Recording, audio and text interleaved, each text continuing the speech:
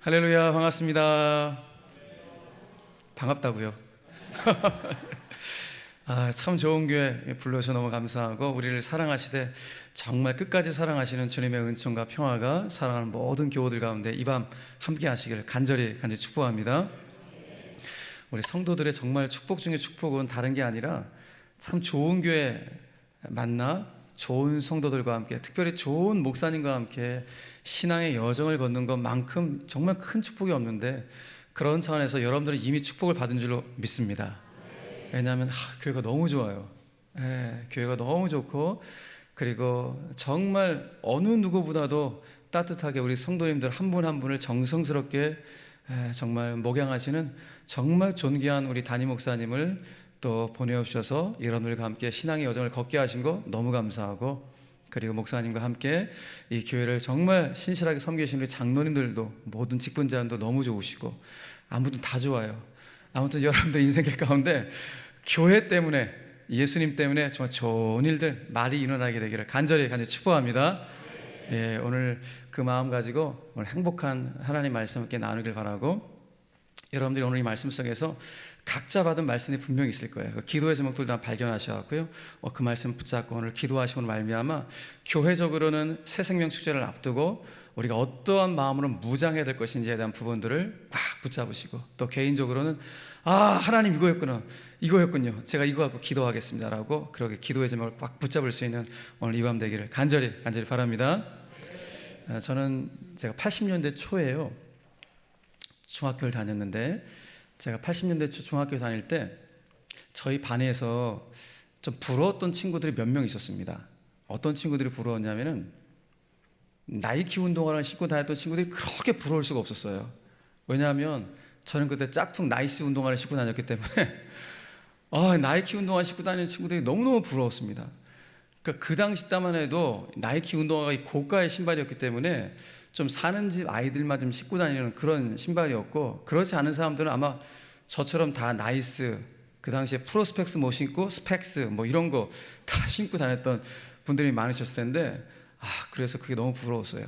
이 당시에 나이키 운동화를 이게 고가를 갖고 신지 못했을 때 어떤 분이 이런 질문을 하시더라고요. 나이키 운동화를 신은 사람과 짝퉁 나이스 운동화를 신은 사람이 달리기를 하면 누가 이길까? 라는 질문을 던지시는 거예요. 이분은 정답이 분명 짝퉁 나이스 운동화를 신은 사람이 반드시 이긴다는 거예요. 그분의 논리가 뭐냐?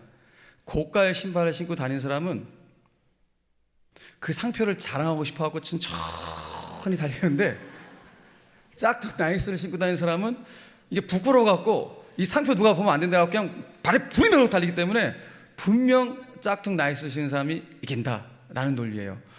생각해보니까 또 맞는 것 같기도 하고, 우스꽝스러운 이야기지만은 부족한 것이, 그러니까 어떻게 보면 본인에게 나이스 운동화를 신었다는 게 부족한 거 아니었겠습니까? 근데 오히려 부족한 것이 장점으로 연결된 케이스다라고 볼 수가 있겠죠. 짝퉁 나이스 운동화를 신고 더 빨리 다녔으니 그게 오히려 이제 장점이 된 케이스라고 말을 할 수 있을 것 같습니다. 성경을 보면서 하나님의 일하심의 방법을 보면 하나님이 여러 가지 방법을 통해서 일을 하시지만은, 하나님의 독특한 일하심의 방법 중에 하나가 무엇인가 하면은 참 부족한 사람들, 참 연약한 사람들을 하나님이 들어서 사용하신 것이 하나님의 독특한 일하심을 보게 됩니다. 마치 고린도전서 1장 말씀 보면은 하나님의 사도 바울을 통해서 이런 말씀을 주시는 거예요. 하나님이 어떤 사람을 선택하시는가? 미련한 자를 택하사 지혜로운 자들을 부끄럽게 하려 하시고, 약한 것들을 택하사 강한 것들을 부끄럽게 하시고, 천한 것들과 멸시받는 것들과 없는 것들을 택하사 있는 것들을 폐하려 하시나니, 이게 하나님의 일하심의 방법이라는 거예요. 그러니까 세상의 어떤 방법, 세상의 원칙과는 전혀 정반대가 되는, 그러니까 세상에서 이런 사람을 인재 등용할까요? 근데 하나님의 인재 등용 원칙은 이런 방법으로 하나님이 사람을 들어서 사용하시겠다라는 이 하나님의 일하심의 독특한 방법을 우리 성경을 통해서 발견하게 됩니다. 우리가 오늘 에스더서 말씀을 좀 보게 되는데요, 여러분 에스더 잘 아시죠? 에스더라는 인물은 잘 아는데 에스더서는 잘 안 읽는 성경책 중에 또 하나의 성경책이기도 합니다. 근데 여러분 에스더를 보면은 참 연약한 여인이에요. 에스더라는 인물은 그러니까 페르시아 땅에서 태어난 포로민의 딸로 태어난 유대인의 피가 흐르는 여인이라고요. 포로민의 딸로 유대인의 피가 흐르는 그런 여인. 그런 여인이 그 페르시아 제국의 왕후가 된다? 새로운 왕후가 된다? 객관적으로 제로에 가깝습니다. 그런데 하나님이 그렇게 부족하고 연약하게 짝이 없는 에스더를 들어서 오늘 구원의 도구로 사용하시겠다 하는 것이 에스더의 전체적인 이야기의 내용입니다. 그런데 에스더서를 여러분 읽어보신 분들은 아시겠지만은 에스더서의 아주 중요한, 가장 중요한 특징 중에 하나가 무엇인가 하면은 성경의 창세기부터 요한계시록까지 하나님, 성령님, 예수님, 주, 여호와의 영, 이렇게 하나님과 관련된 모든 언어 표현들이 다 들어가 있는데 성경에서 유일하게 에스더서에는 하나님이라는 표현이 단 한 번도 등장하지 않는 책이 에스더서예요. 하나님이라는 단어가 단 한 번도 등장하지 않아요. 그러니까 어떤 성경에 보면 하나님이 말씀하시는 장면, 하나님이 능력을 행하시는 장면, 예수님께서 기적을 행하시는 장면, 이런 게 많이 보이잖아요. 근데 에스더서에는 하나님이 에스더에게건 아니면 모르드게건 어떤 음성도 들려주지 않고 어떤 능력도 베푸는 그런 장면이 단 한 군데도 안 나와요. 1장에서 10장까지. 독특한 책이에요. 너무 놀랍죠? 그런데 에스더서를 읽다가 더 놀라운 사실 하나 발견하게 돼요.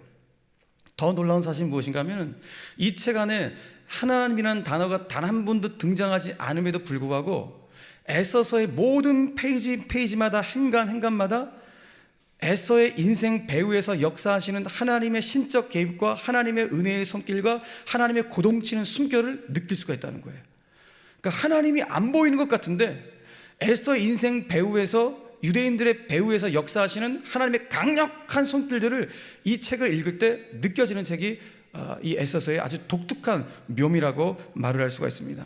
그런 차원에서 여러분들 인생의 길, 특별히 신앙의 길을 걸어가시면서 정말로 이것만큼 반드시 믿으셔야 돼요. 뭘 믿으셔야 하냐면은 이렇게 에스더서 말씀 안에 우리의 겉모습으로서는 하나님이란 단어가 단 한 번도 등장하지 않았지만, 하나님이란 단어가 단 한 번도 등장하지 않았다고 해서 하나님이 그 가운데 역사하지 않은 것이 아니었듯이, 우리의 인생길 걸어가면서 하나님이 내 육신의 눈에, 육안의 눈에 안 보인다고 해서 하나님이 안 계신 것이 아니라 그 하나님이 여전히 내 인생 배후에서 일하시고 역사하시는 하나님 줄 믿으시길 바랍니다.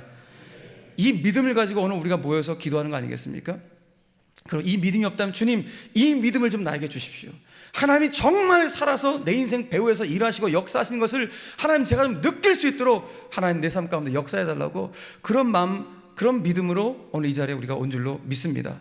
그러므로 오늘 에스더 인생 배후에서 일하시고 역사했던 그 하나님이, 그래 맞다, 그 하나님 나의 하나님이시지, 그 수천 년 전에 역사했던 그 하나님은 지금도 시퍼렇게 살아서 나와 함께 동행하시는 하나님이시지, 이 믿음을 가지고 오늘 말씀 가운데 하나님 만날 수 있는 우리 모든 교우들 되기를 간절히 축원합니다. 그래요. 여러분들은 어떠십니까? 인생길 살아오시면서 이렇게 에스더 인생 배후에서 역사했던 그 하나님을 혹시 만나셨습니까? 정말 내 인생길 가운데 구체적으로 다가오셔서 개입해 오셨던 하나님의 은혜의 손길 같은 거를 아마 경험해 보신 분들 굉장히 많으실 거예요. 아주 작은 일에서부터 큰 사건의 일까지, 정말 하나님의 은혜 아니었으면 내가 지금까지 이렇게 존재하지 못하지, 내 존재의 이유는 역시 하나님이야, 하나님의 은혜 아니면 나는 이 자리에 있을 수가 없어. 그러니까 이렇게 모두가 다 작거나 크거나 하나님의 은혜의 손길을 경험했던 분들이 대다수 아마 이 자리에 계실 줄 알고 있습니다. 저도 마찬가지입니다. 목회자로 부름받아 지금까지 목회를 하면서 정말 하나님의 은혜의 손길이 아니면요, 목회를 단 한순간도 할 수가 없습니다. 저는 제 별명이 은혜의 하루살이에요. 그러니까 단 하루도 하나님의 은혜가 없으면 살아갈 수 없는 존재라는 것을 제 스스로 알기 때문에 저는 은혜의 하루살이에요. 아마 여러분들도 동의하실걸요. 그 은혜, 주 없이 살 수 없네, 주 없이 살 수 없네, 모든 것이 은혜, 모든 것이 은혜. 이 찬송 부르는 이유는 그 은혜의 힘이 그렇게도 강력하다는 것을 내 인생이 그렇게 걸어왔기 때문에, 너무 잘 알기 때문인 것입니다. 저도 마찬가지입니다. 제 인생 살아오면서 여러 가지 정말 기적 같은 하나님의 은혜의 손길을 참 많이 경험하면서 목회를 해왔습니다. 제 인생 가운데 이런 일도 있었는데요. 제가 이제 저희 교회 부임한 지 이제 한 8년 됐는데요. 8년 이제 그 바로 전해에 저는 이제 서울에 있는 사랑의 교회에서 이제 부교육자 마지막 이제 부목사로서 사역을 했습니다. 거기서 제가 예배 담당자로서 사역을 하고 있었는데요. 그때 주일 오후에 전화가 왔는데 제 아들한테 전화가 온 거예요. 그 당시에 제 아들이 중학교 2학년이었는데 지금 이제 군대가 있는 아들인데, 중학교 2학년이었던 아들이 얘는 저한테 전화를 해본 역사가 없는 아들이에요. 근데 그것도 주일날 아빠가 예배든 담당자는 사실 아는데 얘가 주일날 나한테 전화를 해? 얘가 왜 나한테 전화를 하지? 몇 번씩 전화가 오는 거예요. 이상해서 받을까 말까 하다가 받은 거예요. 제가 받아갖고 아들아 그랬더니 아빠 집에 불 났어요. 집에 불 났어요. 그러는 거예요. 깜짝 놀랐고, 야 무슨 소리야 무슨 소리야, 아빠 지금 불 났어요.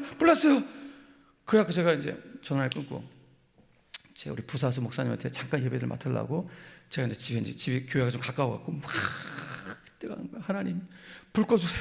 우리 아들 살려주세요. 정말 이 마음 이거 아셔요 여러분? 이 아빠의 마음, 이 마음을 가지고 너무 두렵고, 하나님 정말 개입해달라고 그런 마음을 가지고 막 달려갔어요. 가보니까요, 아유 집이 홀라당 다 탈 뻔했어요. 그러니까 제가 갔을 때는 제 아들이 어느 정도 화재를 진압한 상태에서 저한테 전화를 줬던 거예요.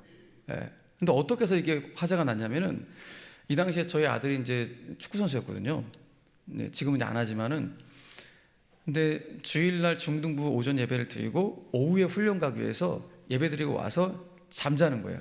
잠자고 오후 훈련 가기 위해서 이제 알람을 켜놓고 잠을 잔 거예요. 그러니까 운동선수들은 알람 몇 개 켜놔야지 일어나거든요. 그러니까 얘는 알람이 안 켜지면 못 일어나는 아이예요. 그런데 그날따라 희한하게 알람이 울리기도 전에 얘가 뭔가 이상해서 일어나왔다는 거예요. 그러니까 일어났는데 에어컨을 꽂은 플러그에서 불이 20cm가 올라온 거예요. 중학교 2학년 집에 혼자 있으면서 그걸 목도한 거예요. 그러니까 얼마나 겁이 났겠습니까, 애가. 근데 그 순간 갑자기 학교에서 선생님 말씀이 떠올랐다는 거예요.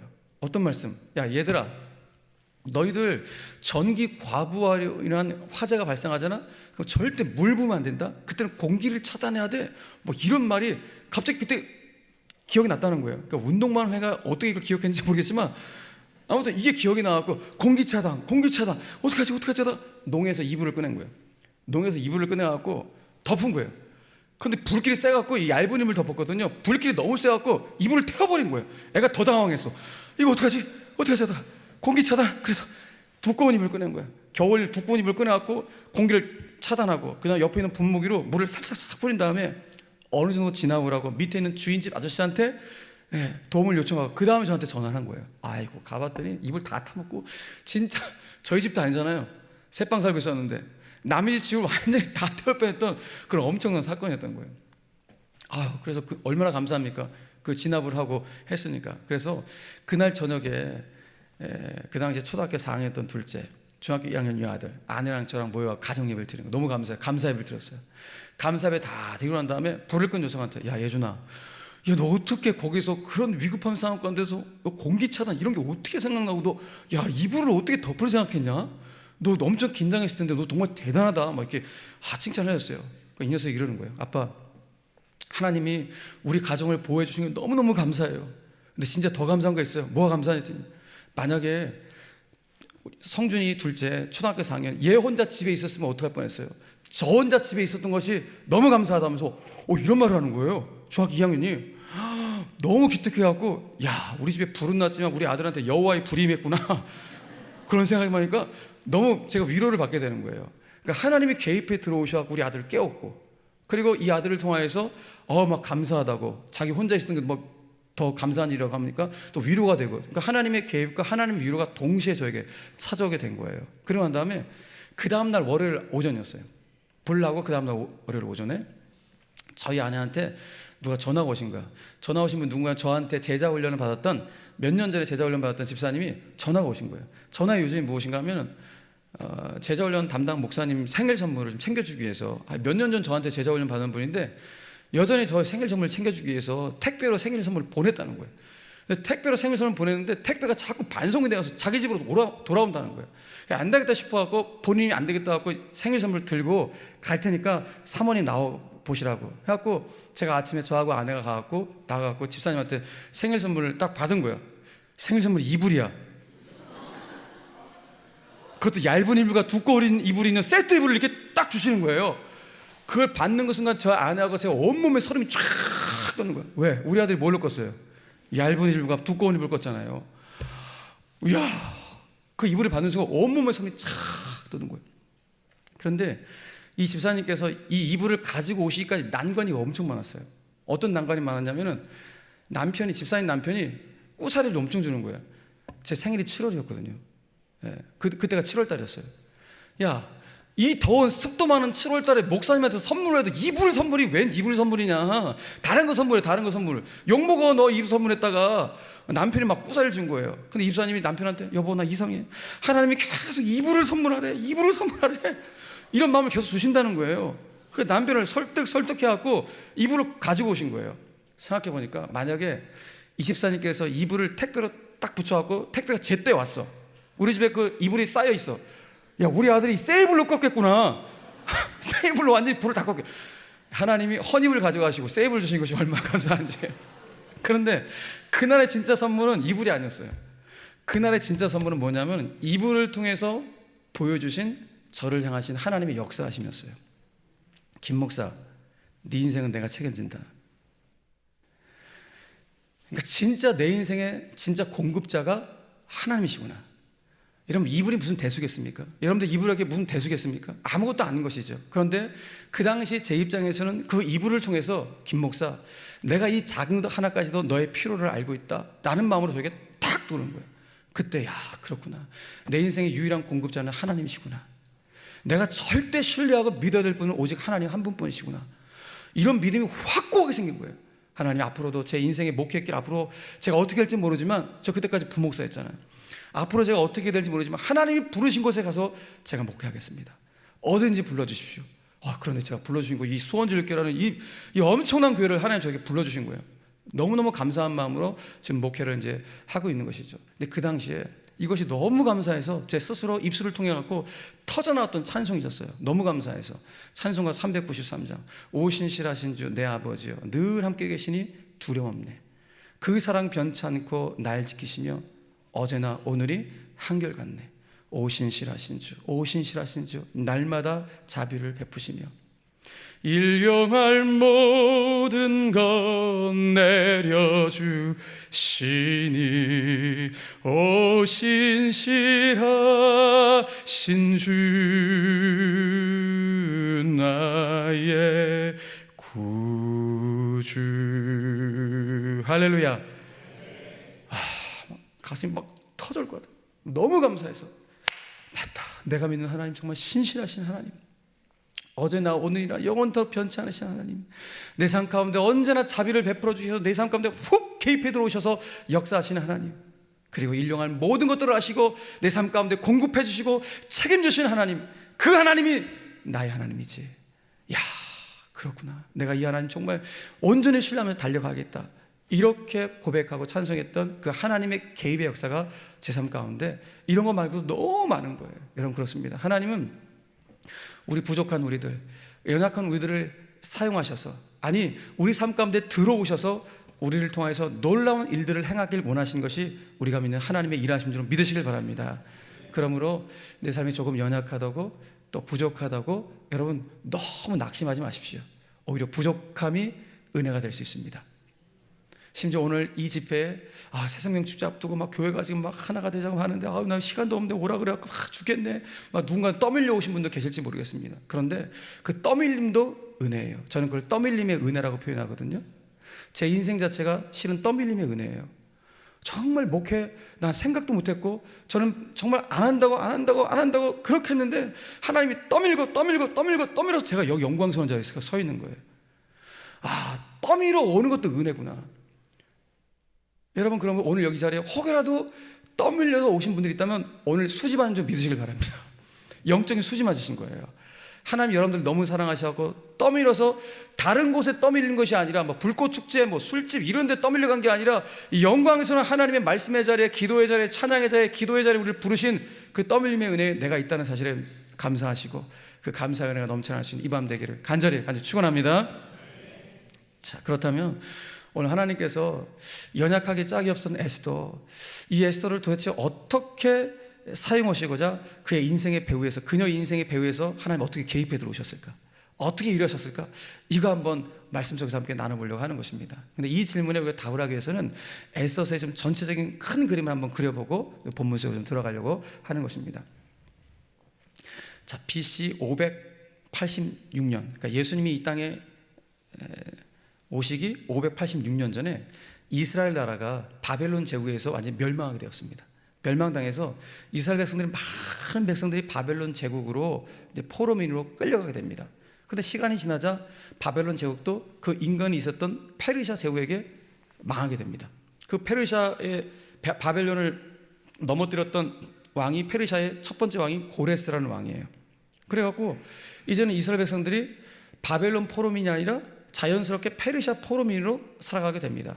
그런데 페르시아의 첫 번째 왕인 고레스가 바벨론을 딱 넘어뜨린 다음에 정책을 하나 펼쳤어요. 그 첫 번째 정책이 무엇인가 하면 포로민 유화 정책이었어요. 어떤 정책인가? 야, 유대인들 니네 나라 다 돌아가 하면서 꿈에도 그리는 이스라엘 백성들이 고국으로 돌아갈 수 있는 길이 열려지게 된 것입니다. 그래서 많은 이스라엘 백성들이 다시 고국으로, 이스라엘로 1차 귀환, 2차 귀환을 통해서 많이 돌아가게 되었어요. 그런데 많은 사람들이 돌아갔지만은 그 중에는 돌아가지 않고 그 페르시아 땅에 남아 살던 유대인들도 굉장히 많았습니다. 왜? 여러분들 혹시 미국에서 한 70년 이상 살아본다고 생각해 보세요. 그러면 미국이 편할까요? 여기가 편할까요? 미국이 편해요. 거기 생활터전 다 있고 70년 이상 거기 살았으니까 물론 조국에 대한 모든 그리움은 있겠지만 생활 뭐 이런 모든 것들은 그냥 거기가 더 편한 거예요. 여기도 마찬가지예요. 바벨론 제국에서 70년 이상, 페르시아 제국까지 70년, 80년에 그 타국에서 생활을 하다 보니까 아유, 당신들은 그냥 돌아가, 우리는 그냥 여기서 살게 하면서 페르시아 땅에 남아있던 많은 유대인들이 있었던 것입니다. 그런데 그 페르시아 땅에 남아있었던 유대인들 가운데 몇 년 후에 그들 가운데 엄청난 대량 학살 위기가 찾아옵니다. 하만이라는 사람이 페르시아에 거주하고 있는 유대인들을 학살하려고, 그 당시에 학자들이 하면 페르시아 제국 안에 400만 명의 유대인들이 거주했다고 하거든요. 근데 400만 명의 유대인들을 학살할 계략을 꾸미게 되는데, 이렇게 대량 학살의 위기 가운데 하나님께서 이 위기를 모면시키고자 구원의 도구로 한 사람을 지명하셨는데 그 사람이 바로 에스라는 여인이었어요. 에스더를 통하여서 유대인들을 구출해내는 이야기, 이것이 바로 에스더서의 전체적인 줄거리인데 그 에스더서는 이렇게 출발합니다. 자, 1장 1절 말씀 같이 한번 읽겠습니다. 1장 1절 시작. 이 일은 아하수에로 왕 때 있었던 일이니 아하수에로는 인도로부터 구스까지 127지방을 다스리는 왕이라. 아멘. 자, 페르시아 제국의 첫 번째 왕이 고레스, 두 번째 왕이 다리오, 세 번째 왕이 여기 방금 읽었던 이 당시에 가장 페르시아의 전성기를 이루었던 정복 야혹이 대단했던 아하수에로 왕. 이게 고레스, 다리오, 아하수에로 이어진 페르시아 제국의 왕들이에요. 그런데 페르시아 제국의 가장 큰 전성기를 이뤘던 왕이 바로 아하수에로 왕인데, 이 사람은요 땅에 대한 정복 야욕이 어마어마했던 사람이에요. 방금 읽었지만은 여러분, 이 사람이 정복했던 땅이 영토가 어느 정도예요? 방금 읽었잖아요. 한번 다시 보여주세요. 어디서 어디까지? 인도로부터 구스까지. 자, 세계 지도를 한번 머릿속으로 한번 딱 상상해 보세요. 자, 인도에서 어디까지? 아프리카 땅까지. 구스란 북아프리카를 말해요. 그러니까 인도에서 아프리카 땅까지를 완벽하게 점령하고 있었던 왕이 아하수에로 왕이에요. 어마어마한 왕이에요. 근데 이 사람이 이렇게도 땅을 많이 정복했는데 불구하고 여전히 정복하고 싶은 땅이 하나 있는 거예요. 정복하지 못한 땅. 그래서 그 땅을 진짜 정복하고 싶은 거예요. 어떤 땅? 그리스의 아테네. 그리스를 그렇게 정복하고 싶은 거예요. 왜? 자기 전임 왕인 다리오가 그리스를 정복하다 실패했기 때문에. 그래서 본인이 꿈을 꿉니다. 내가 저 그리스 땅을 반드시 정복하리라. 그래서 본인이 페르시아 왕으로 즉위한 지 3년 정도 되었을 때 소위 말하는 그리스 정복 프로젝트를 하나 세우게 돼요. 그 그리스 정복 프로젝트의 첫 번째 단계가 무엇인가 하면은 본인이 이 인도로부터 북아프리카 지역까지 몇 개 지방으로 다스렸대요? 성경 보니까 127개 지방으로 잘게 쪼개갖고 어마어마하게 다스렸던. 그래서 이 127개 지방 사람들의 고관 대작들을 다 초청해요. 초청해서 잔치를 준비하는 것으로부터 이 정복 프로젝트가 시작이 돼요. 자, 그 내용이 1장 2절 3절에 있는데 제가 천천히 읽어볼 테니까 한번 보십시오. 왕이 있은 지 제 3년, 즉위한 지 3년째 그의 모든 지방관과 신하들을 위하여 뭘 베품해? 잔치를 베푸니 바사와 메대, 페르시아 메대라고 보시면 돼요. 다 페르시아로 보시면 돼요. 자, 바사와 메대의 장수와 각 지방의 귀족과 지방관들, 고관대작들이 다 왕 앞에 있는지라 왕이 여러 날 곧 며칠 동안 180일 동안 그 영화로운 나라의 부함과 위엄의 혁혁함을 나타내니라. 자, 아하스웨로 왕이 잔치를 베풀었대요. 며칠 동안? 6개월 동안. 6개월 동안 잔치를 베푼 거예요. 소는 누가 키우냐고 도대체. 127개 지방의 고관대들을 다 초청한 거예요. 그러니까 한꺼번에 모은 것이 아니라 아마 180일 동안 차례차례 데려다가 잔치를 베푼 것 같아요. 잔치의 목적이 무엇일까요? 야, 내가 앞으로 그리스를 칠 거야.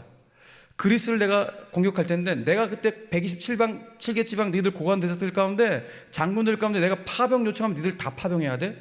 이 정치적인 합의를 해서 잔치를 치는 것이고, 또 하나의 목적은 성경에 나왔듯이 본인이 이렇게도 위세가 있고 힘이 있고 권력이 있다는 본인의 위용을 과시하고 자랑하기 위해서 이와 같은 잔치를 벌이게 된 거예요. 그런데 잔치가 거의 마무리될 쯤에 아하스웨로 왕이 성경에 보니까 주흥이 올라와서 취했대요. 취기가 올라와서 자기 어전 내시에게 명령을 하나 했어요. 여보라 하면서 저기 내 아내 왕후 와스디를 이 술자리로 데리고 와라 그런 거예요.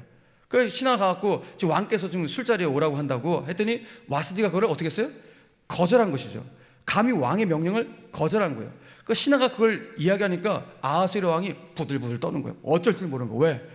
여지껏 본인이 왕으로 즉위해서 자기의 왕명을 어긴 사람이 단 한 사람도 없었을 텐데 자기 아내가 신하들이 있는 자리에서 보란 듯이 자기 왕명을 거역한 거예요. 그러니까 분노가 역까지 올라 뚜껑이 열려버린 거예요. 그러니까 이 일로 말미암아 왕후 와스디가 왕후의 자리에서 폐위가 됩니다. 폐위가 된 이후에 이제 시간이 지나서 이 아하스웨로 왕이 꿈에도 그리던 그리스를 정복하기 위해서 군대를 이끌고 파병 요청을 해서 그리스로 공격 들어간 거예요. 그런데 자기 전임처럼 다리오처럼 본인도 대패를 하고 돌아오게 돼요. 완전 전쟁에서 대패를 하고 다시 페르시아로 돌아왔어요.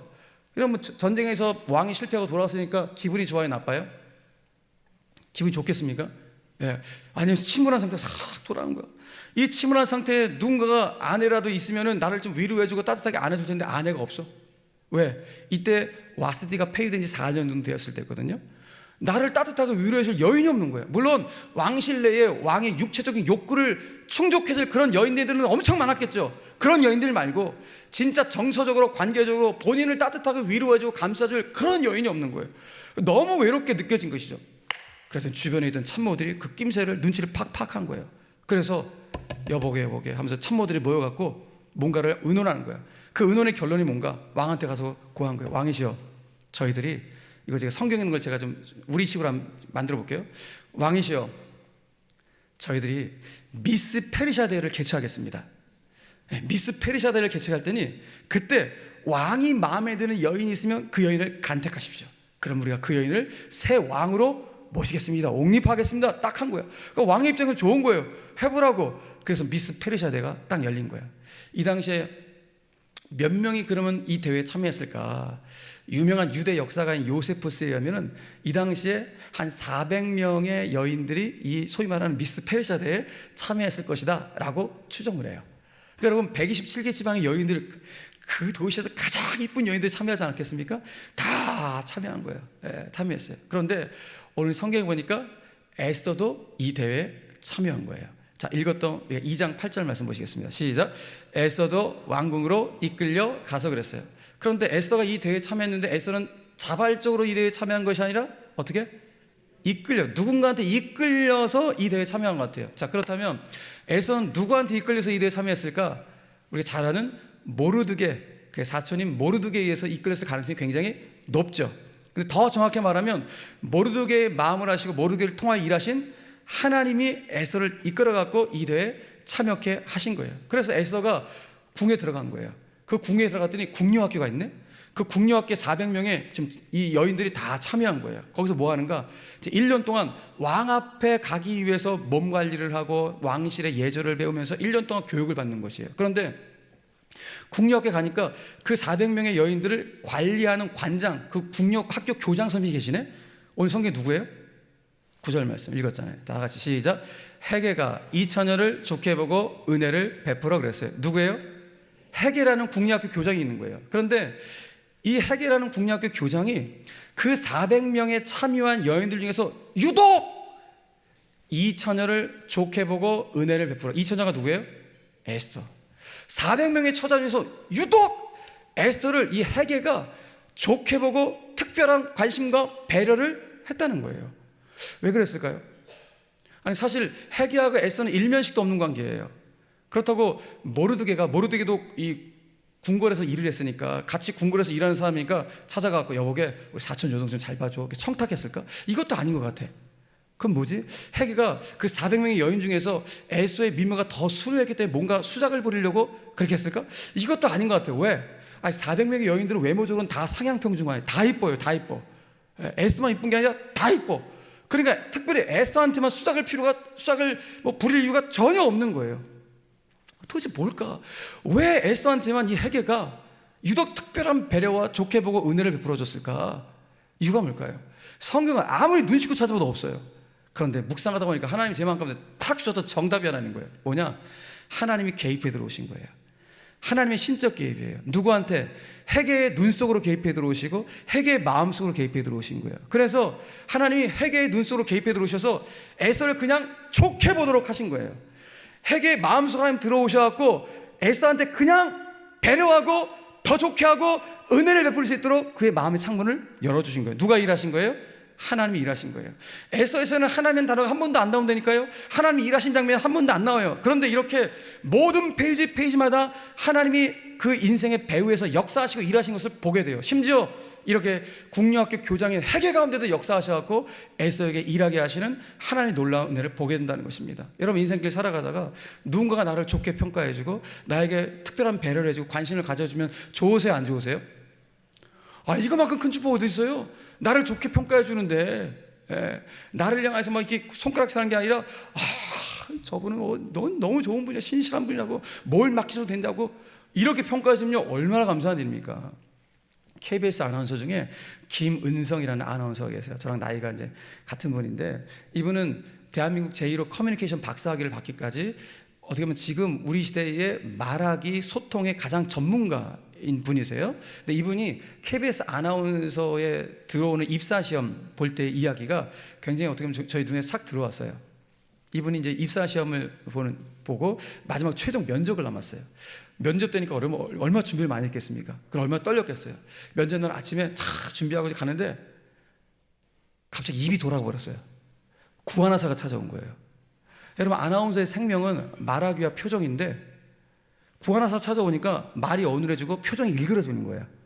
고민이 되는 거예요. 나 오늘 최종 면접인데 이 면접 가야 돼 말아야 돼? 가야 돼 말아야 돼? 고민하다가 에라 뭘 때 가자 하고 본인이 말도 어눌하고 얼굴도 이렇게 완전히 돌아가버린 상태인데 최종 면접을 간 거예요. 그러니까 사람들이 쫙 줄 서 있겠죠. 사람들이 쳐다봤겠죠. 뭐야 저 사람 했겠죠. 그리고 본인 순서가 돼갖고 면접실에 딱 들어갔어요. 아니나 다를까 모든 면접관들이 깜짝 놀란 거예요. 뭐야 저 사람, 다 이런 거예요. 그 물어봤겠죠. 당신 얼굴 왜 그래? 오늘 구하나 찾아왔다고. 그런 거예요.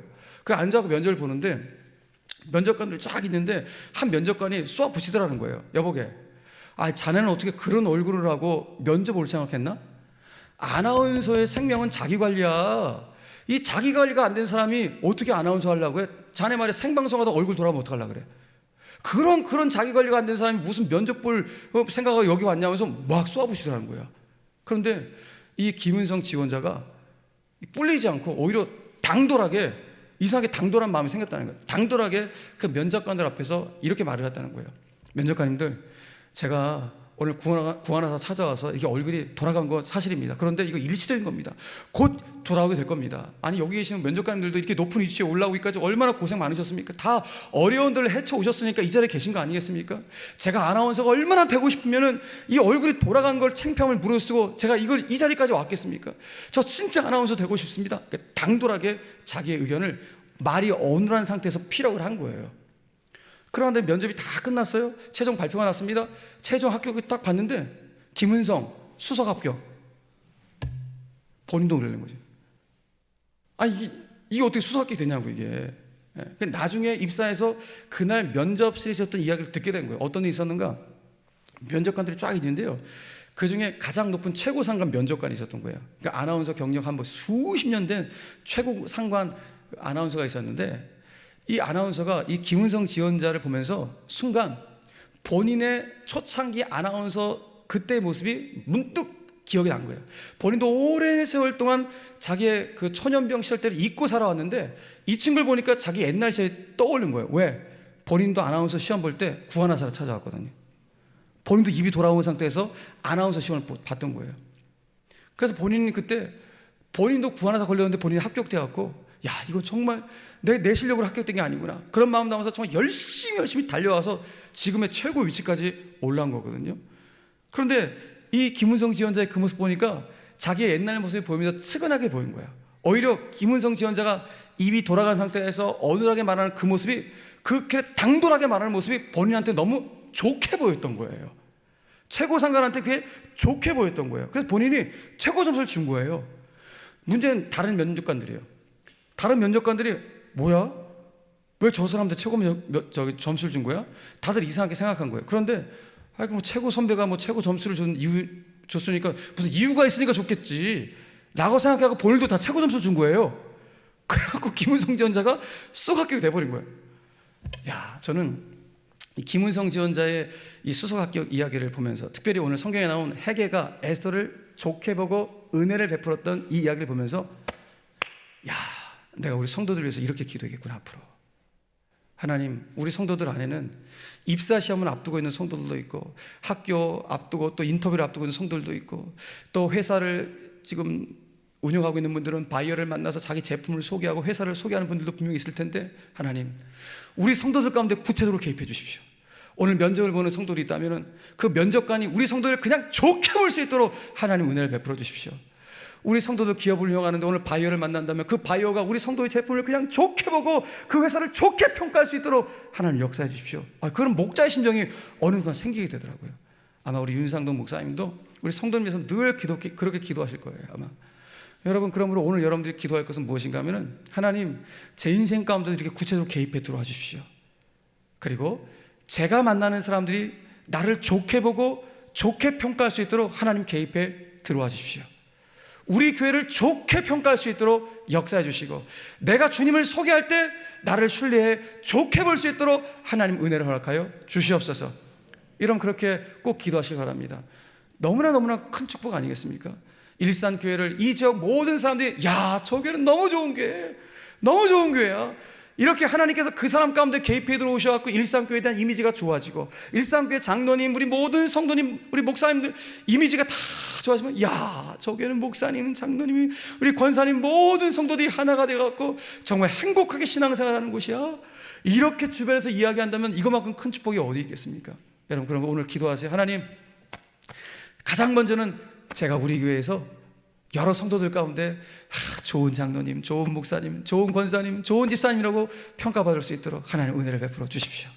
제 일터에서도, 제 주변에서도, 제가 속한 공동체에도 에스더가 받았던 이 축복이 제 삶 가운데 일어날 수 있도록 역사해달라고 기도할 수 있는 우리 모두가 되길 간절히 바랍니다. 하나님은 우리의 삶을 좋게 보시고 은혜 베풀어 주기를 원하시는 바로 그 하나님이에요. 그 하나님이 우리 가운데 역사하시니 얼마나 감사합니까? 여러분, 어떤 선교학자가 선교에 대해서 이런 정의를 내렸어요. 잘 들어보세요. 선교는 매력의 감염이다 그랬어요. 선교는 뭐라고요? 매력의 감염이다. 야, 제가 그 표현 하나 보면서 두 손을 딱 쳤어요. 맞다. 선교는 매력의 감염이다. 여러분, 우리는 가장 매력적인 복음을 증거하는 사람이에요. 이 지구상에서 가장 매력적인 것이 복음인데, 근데 복음은 매력적인데 복음을 전달하는 내가 매력적이지 않다면은 이거 큰 문제가 있구나. 그런 차원에서 선교는 매력이라는 것은 너무나 지당한 말씀입니다. 여기서 매력이라는 건 육감적인 뭐 그런 매력을 말하는 게 아니에요. 그 사람의 신앙 인격을 말하는 거예요. 그 사람의 신앙의 향기를 말하는 거예요. 그 사람의 언어의 품격을 말하는 거예요. 그 사람의 언어를 들어보니 참 매력적인 거예요. 그 사람의 신앙 인격을 보니까 사람을 배려할 줄 알고 겸손하고 참 어느 곳에든지 누군가를 세워주는 그 신앙 인격을 보면서 참 저분 참 매력적이다. 이런 분들이 복음을 증거할 때 그 복음을 듣는 분들이 나도 저 복음을 한번 듣고 싶다, 나도 저 교회 한번 다니고 싶다, 이런 마음이 왜 안 생기겠습니까? 오늘 그러면서 주님, 제가 매력적인 그리스도인이 되길 원합니다. 에스더는 정말 매력적인 그리스도인 아니었겠습니까? 헤게가 그렇게 좋게 보고 은혜를 베풀었다는 것은 에스더 안에 하나님이 계셨기 때문이에요. 에스더가 늘 하나님과 동행했기 때문에 그의 삶 가운데 하나님의 매력이 철철철 넘치는 거예요. 그러니까 다른 여인들은 몰라도 에스더의 그 언어의 품격이 있었겠죠. 그녀가 풍기는 정말로 그 아름다운 그 향기 나는 그 모습들이 왜 없었겠습니까? 그러므로 주님, 제가 주님과 늘 함께함으로 말미암아 저도 제 인생 살아가면서 정말 주님의 매력이 나를 통하여 나타날 수 있도록 주님, 저를 매력적인 그리스도인으로 사용하여 주시옵소서. 이것이 오늘 새 생명 축제를 앞두고 있는 여러분들의 기도의 제목이 되셔야 합니다. 그러니까 하나님과 동행한다는 거, 하나님과 함께하는 게 얼마나 중요한지 몰라요. 예전에 제가 TV를 보다가 유키즈 언더블럭이라는 TV 프로그램을 봤는데, 그 유재석 씨하고 조세호 씨가 진행하는 프로인데요, 어떤 셀럽들을 한 명씩 초청해갖고 이런저런 이야기를 나누는 그런 프로 보신 분들 계시죠? 그때 제가 봤던 프로에는 셀럽이 누가 초청이 되냐면은 영화배우 신하균 씨가 초청이 되었어요. 근데 신하균 씨하고 이런저런 대화를 나누다가 마지막에 조세호 씨가 신하균 씨한테 마지막 이 질문을 하는 거예요. 하균 씨, 이거 정말 만약인데요, 정말 만약인데요, 만약에 하균 씨 옆집에 신이 산다면 하균 씨는 옆집 사는 신한테 무엇을 부탁하고 싶으세요? 라고 이 질문을 던진 거예요. 그럼 여러분, 이 질문을 받으면 대개 뭐라고 대답해요? 요즘에 제가 이 어려운 일이 있는데 정말 이 어려움을 해결하려고 저 신한테 부탁하고 싶어요. 요즘에 이런 난관들이 있는데 이 난관을 잘 헤쳐나갈 수 있도록 저한테 좀 능력을 달라고 신한테 부탁하고 싶어요. 뭐 이렇게 얘기하는 게 일반적인 대답 아니겠습니까? 그런데 조세호 씨가 하균 씨, 만약에 신이 옆집에 산다면 하균 씨는 그 신한테 무엇을 부탁하고 싶으세요? 질문이 떨어지자마자 신하균 씨가 대답한 거, 이사 가지 마세요. 저는 이 이야기를 듣는 것 제 뒤통수한테를 딱 얻어 터지는 것 같았어요. 왜? 정답을 말했기 때문이에요. 저는 신하균 씨가 말하는 그 신이 하나님이길 바라요. 물론 그 사람은 어떤 신인지 모르겠지만 저는 그냥 하나님이었으면 좋겠어요. 하나님이라면 그 사람 정답 얘기한 거예요. 그 하나님한테, 내 옆에 계신 하나님한테 소원 하나 빌고 빠이빠이 하는 존재가 아니라 그 하나님은 언제나 내 곁에 계셔주길 원하는 거예요. 이사 가지 않으시고 항상 내 안에 계시길 원하시는 바로 그 마음, 바로 그것이 오늘 저와 여러분들이 소유해야 될 마음이에요. 하나님, 일평생 제가 주님 손 놓지 않겠습니다. 하나님도 언제나 제 안에 계실 텐데 저도 주님과 늘 동행하길 원합니다. 이 고백이 있게 될 때 우리는 매력적인 그리스도인으로 조금씩 자라가게 되는 것입니다. 사랑하는 여러분, 오늘 이 밤 가운데 기도할 때, 하나님, 주님은 언제나 저와 함께를 원하시는데 제가 지금 주님과의 거리가 어느 정도 되었나요? 저도 주님을 놓지 않겠습니다. 주님, 이사 가지 마세요. 우리 교회에서 은혜의 촛대가 떠나가지 않을 수 있도록, 내 가정에서, 내 일터에서 하나님의 은혜의 촛대가 결코 떠나가지 않을 수 있도록 하나님 역사해 주십시오. 이사 가지 말아달라고, 그렇게 하나님과 늘 동행하기를 원할 수 있는 저와 여러분들 되기를 간절히 바랍니다. 동시에 여러분들이 새 생명 축제를 앞두고 반드시 온 교우들이 붙잡아야 될 두 번째 마음은 무엇인가? 첫 번째는 하나님과 늘 동행하기를 원하는 마음인가? 동시에 이 마음이에요. 어떤 마음? 참아의 마음이에요. 한번 따라합시다. 참아의 마음. 자, 오늘 본문 8장 6절 말씀 한번 읽겠습니다. 자, 시작. 내가 어찌 내 민족이 화당함을 참아보며 내 친척의 멸망함을 참아보리까 하니 그랬어요. 자, 에스더서는 하만이라는 악한 하만이라는 존재가 이 당시에 총리였는데, 이 하만이라는 사람이 400만 명의 유대인들을 학살할 계략을 세웠어요. 계략을 세운 다음에 왕을 속여서 왕의 어인까지 도장까지 딱 받아갖고 그 조서를 페르시아 전국으로 다 보냈어요. 그리고 날짜까지, 학살 날짜까지 다 정했어요. 12월 13일. 그러니까 이 법문으로부터 약 9개월 후면은 이제 유대인들 모두가 다 학살을 당할 위기 가운데 처해지게 된 거예요. 그래서 이 사실을 모르드게가 알게 된 거예요. 모르드게가 우리 민족 유대인들이 다 학살을 당할 위기에 처해 있다는 사실을 알고, 이 당시에 이제 왕후가 바뀌었고 에스더가 왕후가 되었어요. 이제 왕후가 된 에스더한테 전가를 보낸 거예요. 그 전갈에 우리가 잘 아는 말이 쓰여있죠. 에스더야, 이 때를 위함이 아닌지를 누가 알겠느냐? 네가 왕후의 자리에 지금 올라간 것이 이 때를 위함인 줄 누가 알겠느냐? 네가 앞장서야 된다 라면서 편지를 보낸 거예요. 그 편지를 받고 에스더가 어떻게 반응했어요? 잘 알죠. 죽으면 죽으리다. 내가 죽으면 죽으리라는 각오를 가지고 내 유대인 학살을 막아내겠습니다. 그렇게 반응을 하게 됩니다. 그리고 한 다음에 왕 앞에 찾아가요. 자기 남편 왕 앞에 찾아가서, 근데 사실 왕후 입장도, 여러분 이 당시에 페르시아 법은 뭐냐면요, 왕의 도장이 한번 딱 찍히면 어느 조서든지 철회가 안 돼. 그 왕도 철회할 수가 없어요. 페르시아 법상 어느 누구도 왕의 도장이 찍힌 이상 어떤 조서의 내용도 철회할 수가 없어요. 그렇기 때문에 왕의 도장이 찍힌 유대인 학살 조서는 반드시 이루어질 수밖에 없는 거예요. 근데 왕후가 왜 그 법을 모르겠습니까? 본인이 알매도 불구하고 남편한테 찾아가서 여보 어떻게 좀 해달라고 정말 애원하고 간절하게 요청을 합니다. 그 간절하게 요청했는데 그 간절한 요청 중에 하나가 뭐예요? 다시 한번 읽어봅시다. 자, 오늘 8장 6절 말씀 다 같이 간절한 마음으로 시작. 내가 어찌 내 민족이 화당함을 참아보며 내 친척의 멸망함을 참아보리까 하니. 아멘. 에스더가 뭐라 한 거예요? 여보, 내 민족, 내 유대 민족들이 화당함을 내가 참아 어떻게 보겠습니까? 이렇게 다 멸망당하는 것을 내가 참아 어떻게 보겠습니까? 이거 고백한 거예요. 여러분, 새 생명 축제를 앞두고 우리 일상계 모든 성도들 가운데 소유될 마음이 바로 이 참아의 마음이에요. 내 가족 중에 참아 영원한 멸망감을 내가 어떻게 볼 수가 있겠습니까? 내 옆에 지인 중에 지옥으로 가는 것을 내가 참아 어떻게 볼 수가 있겠습니까? 이 참아의 마음을 소유하셔야 돼요. 나 참아 그렇게 볼 수 없습니다. 그렇기 때문에 내가 그분 어떻게든지 복음 들을 수 있도록 이 자리로 초청하겠습니다. 그 마음이 일상계 모든 성도들 가운데 있으셔야 됩니다. 저는 지난 7월 말 8월 초에 신문을 통해서 이런 기사를 보았습니다. 좀 안타까운 기사였는데 기사 제목이 실종된 딸 송혜이를 찾아주세요. 무슨 말인가 하면 전국 방방곡곡에 이 현수막을 붙였어요. 실종된 딸, 나의 딸 송혜이를 찾아주세요라는 현수막을 전국 방방곡곡에 걸고 딸을 찾아다녔던 25년 동안 딸을 찾아다녔던 이 송기룡 씨가 결국 딸을 찾지 못하고 71세에 소천하셨다는 그런 기사였습니다. 이 송기룡 씨는 1999년 2월에 17살이었던 자기 딸을 실종됐다는 소식을 들은 이후부터 딸을 찾기 시작합니다. 방 안에는 내 딸을 내가 반드시 찾으리라 가운을 붙여놓고, 그리고 트럭에는 딸 사진을 붙여놓고 전국 방방곡곡을 다 다닙니다. 그리고 전단지 1000만 잔을 자기 사비를 털어서 만들어서 전국 방방곡곡에 다 뿌립니다. 그리고 고속도로 휴게소, 그리고 도심의 교차로, 수도권의 대학들 가운데 자기 딸을 찾아주려는 현수막을 다 붙였습니다. 아마 보신 분도 굉장히 많으실 거예요. 내 딸 송혜를 찾아달라고. 모든 도심 곳곳에 현수막이 25년 동안이었으니까 얼마나 해야지. 해안 현수막은 돌아다니면서 새거로 교차까지 하면서 25년 동안 딸을 찾아다녔던 이분이 돌아가시게 된 거예요.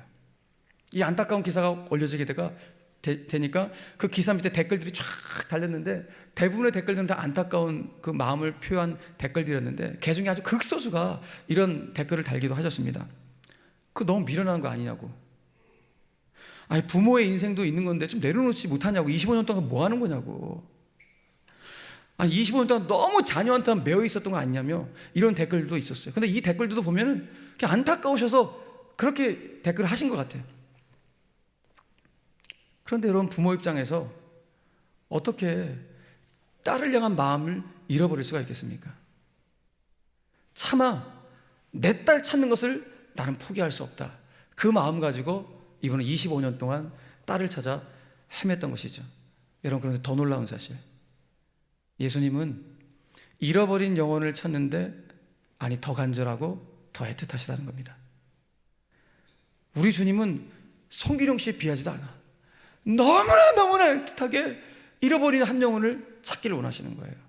마지막으로 누가복음 15장 말씀 같이 한번 주님의 마음을 읽겠습니다. 시작. 너희 중에 어떤 사람이 양 100마리가 있는데 그 중에 하나를 잃으면 99마리를 들에 두고 그 잃은 것을 찾아내기까지 찾아다니지 아니하겠느냐. 아멘. 잃어버린 한 영혼을 끝까지 찾아내겠다는 거, 찾아내기까지 찾아다니지 않겠느냐. 이것이 주님의 마음이에요. 차마 그 영혼들 지옥불에 떨어지는 거 내가 볼 수 없겠다. 이것이 주님의 마음이라는 것입니다. 여러분, 예수님께서 가장 좋게 보시며 가장 기뻐하실 때가 바로 잃어버린 영혼들이 주님께로 돌아올 때입니다. 바로 이것이 교회의 가장 중요한 사명이고 교회 존립 이유입니다. 교회는 여러분 펠로우십, 교제하라고 모인 공동체가 아닙니다. 물론 교제도 하셔야겠죠. 성도의 아름다운 교도 있어야겠지만은 진짜 교회가 존립한 이유는 복음을 듣는 사람들이 이 복음을 주체할 수가 없어서 누군가한테 흘려보내고 전달하고, 그래서 또 다른 누군가가 예수 그리스도를 앞에 굴복하고 예수 그리스도를 나의 구주와 주인으로 영접하는 수많은 영혼들의 주님 품으로 돌아오는 그런 놀라운 역사가 있는 것, 이것이 교회의 존립 이유인 줄 믿으시길 바랍니다. 그런 복음을 증거하지 않는다면 교회는 존립 이유가 없습니다. 목적을 잃어버린 것입니다.